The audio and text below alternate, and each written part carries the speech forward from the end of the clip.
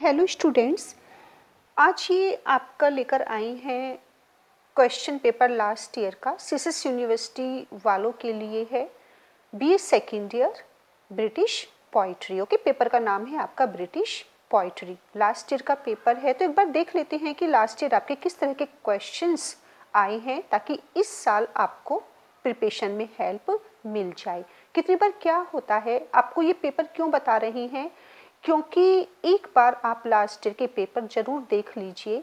कितनी बार ऐसा होता है कि कुछ क्वेश्चंस 50% 40% वही सेम क्वेश्चंस आ जाते हैं। तो आप देखिए, आपसे लास्ट ईयर किस तरह के क्वेश्चंस आए थे, किस तरह का आपका पैटर्न था एग्जाम का। This paper is divided into 5 sections. आपसे जनरली वही क्वेश्चंस पूछे जाएंगे, very short questions and long questions. Okay, short question में एक्सप्लेनेशन आ जाती है। अब देखिए, इस पेपर को 5 सेक्शन में डिवाइड किया गया है, A B C D and E. Section A, एक तो आप जब भी आपको पेपर मिले, आप 5 मिनट्स बहुत ही कूल माइंड के साथ आपको अपना पेपर जरूर देखना है, ताकि आपसे गलती ना हो जाए। सेक्शन ए में आपके शॉर्ट आंसर क्वेश्चंस हैं, contains 1 question of 10 parts requiring short answers. तो अगर आपके वेरी शॉर्ट क्वेश्चंस हैं और शॉर्ट हैं, तो आप उसके अकॉर्डिंग, नंबर के अकॉर्डिंग ही आप उतना ही लिखेंगे जितना आपसे पूछा जा रहा है। अपनी टाइम या एनर्जी बिल्कुल भी वेस्ट नहीं करेंगे। All these 10 parts are compulsory. Section B C D and E descriptive answer questions and each contains 2 questions. Attempt 1 question from each section. Okay, तो जो भी इंस्ट्रक्शंस आपको दी जाती है स्टार्टिंग में, आप एक बार उसको जरूर पढ़ेंगे। और आंसर यहाँ पर आपसे पूछे गए हैं, क्योंकि डिस्क्रिप्टिव है तो कैसे आंसर होने चाहिए, डिस्क्रिप्टिव। अब देखते हैं कि आपके जो वेरी शॉर्ट आए हैं सेक्शन ए में, कौन कौन से हैं आपके short answer type questions. Okay, देखिए यहाँ पर ये शॉर्ट आंसर है, लेकिन आप देखिए कि आपको इसमें सिर्फ ये कितने मार्क्स का है, 2 मार्क्स का। 10 क्वेश्चंस आपने करने हैं and each question will give you only 2 marks. तो टोटल आपका एग्रीगेट आपका कितना हो जाएगा यहाँ पर 20।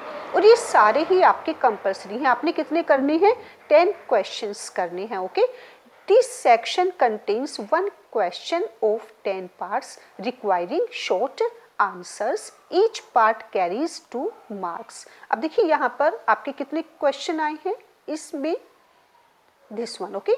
10 questions आपसे पूछे गए हैं और ये 10 ही आपके लिए कंपल्सरी है। मीन्स इसमें कोई भी ऑप्शन आपको नहीं दिया गया, 10 ही आपसे पूछे गए हैं और 10 का ही आपने आंसर देना है। लेकिन ये ध्यान रखना कि ये सिर्फ आपका 2 मार्क्स का है, तो आपने इसको ज़्यादा लेंथी नहीं लिखना, टू द पॉइंट लिखना है। जितना आपसे पूछा जा रहा है बस आपने उतना ही लिखना है। अब देखिए, सबसे पहला क्वेश्चन क्या है हमारा, what do you understand by a sestate? Okay, what do you understand by a sestate? Second one, अब देखिए आप आंसर में यहाँ पर लिख सकते हैं सेस्टेट इज एन आंसर, और sestet is, it always consists 6 lines. Sestate is an answer और it is in a Petrarchan sonnet, क्योंकि Petrarchan sonnet के अंदर होता है sestate। तो sestate is always in the form of an answer। बस आप ये एक लाइन या 2 लाइन भी लिख देंगे, that will be sufficient, that sestate is in a form of an answer and it has 6 lines. What is a ballad?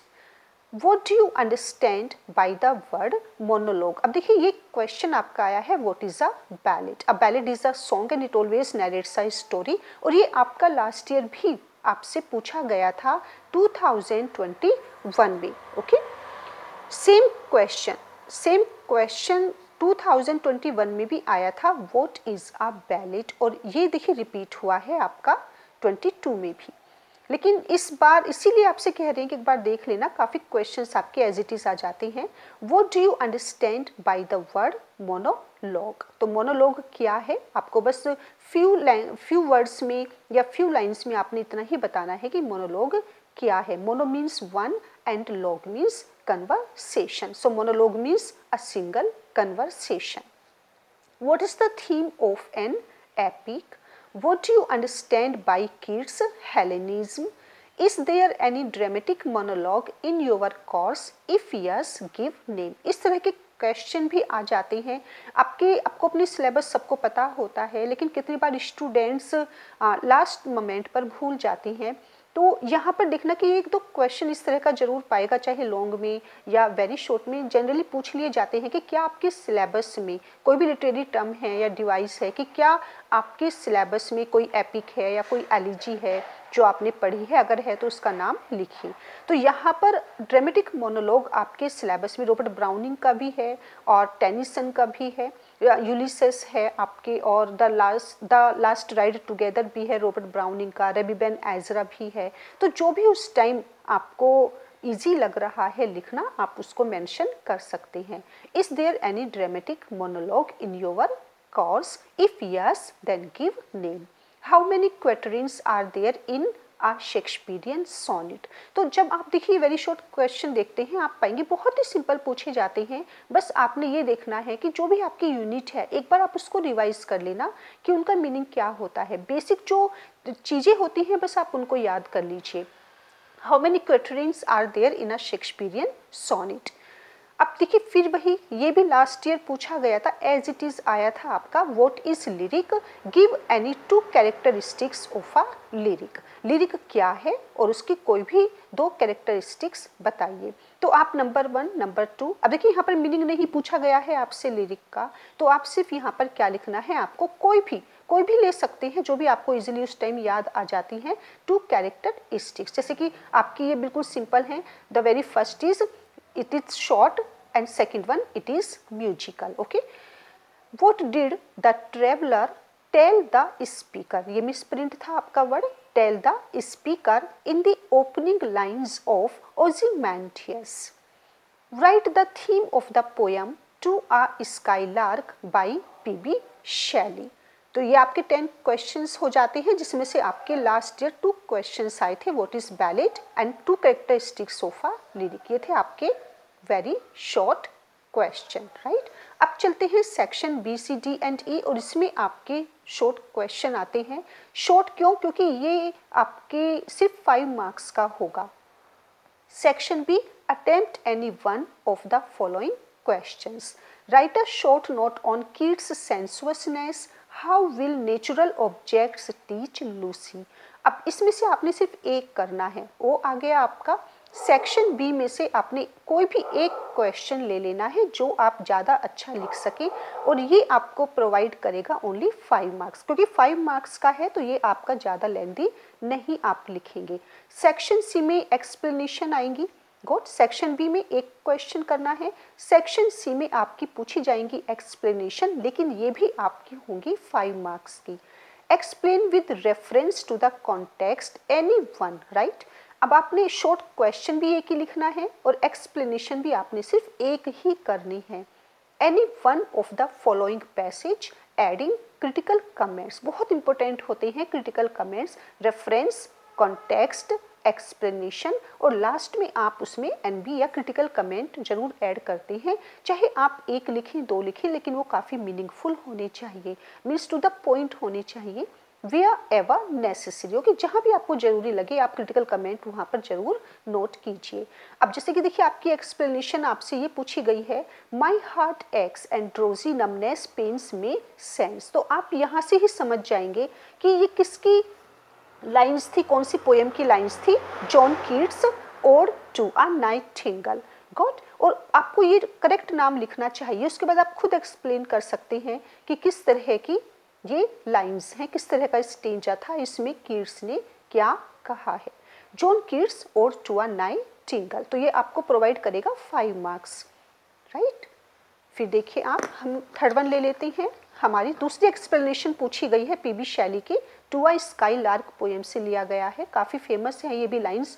Teach me half the gladness that thy brain must know, such harmonious madness from my lips would flow, the world should listen then as I am listening now.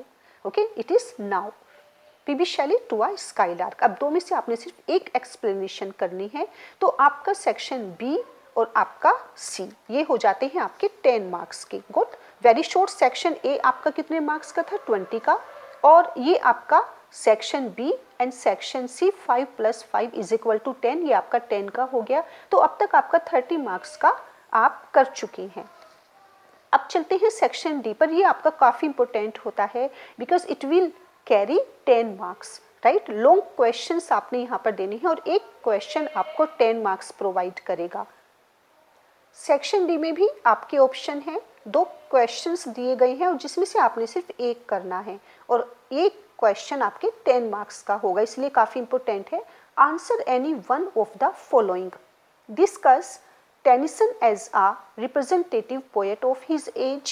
Discuss Browning as a poet of dramatic monologues. Right? अब देखिए आपका section E बिल्कुल repeat हुआ है। 2021 में same यही section आया था, यही क्वेश्चंस पूछे गए थे और वो एज इट इज़ आए हैं। इसीलिए आप लास्ट ईयर के क्वेश्चन पेपर जरूर देखा कीजिए, उनको अच्छी तरीके से सोल्व किया कीजिए। Answer any one of the following questions. अब आपने लॉन्ग कितने करने हैं? सिर्फ आपने 2 करने हैं जो आपको प्रोवाइड करेंगे 20 मार्क्स। ओके, 10 + 10 = 20, तो आपका पूरा पेपर 50 का हो जाता है। अब यहाँ पर ये भी क्वेश्चन आपका 21 में पूछा गया था, ये भी आपका 21 में मीन्स रिपीट हुए हैं। देखिए पूरा सेक्शन रिपीट हुआ है, मीन्स इस पेपर में आपके 2 वेरी शॉर्ट एंड 2 लॉन्ग आपके एज इट इज आए हैं। Give the critical appreciation of the poem the last ride together. Critically appreciate the poem Rugby Chapel, और इसमें से भी आपने एक करना है। तो ये था आपका सेक्शन डी।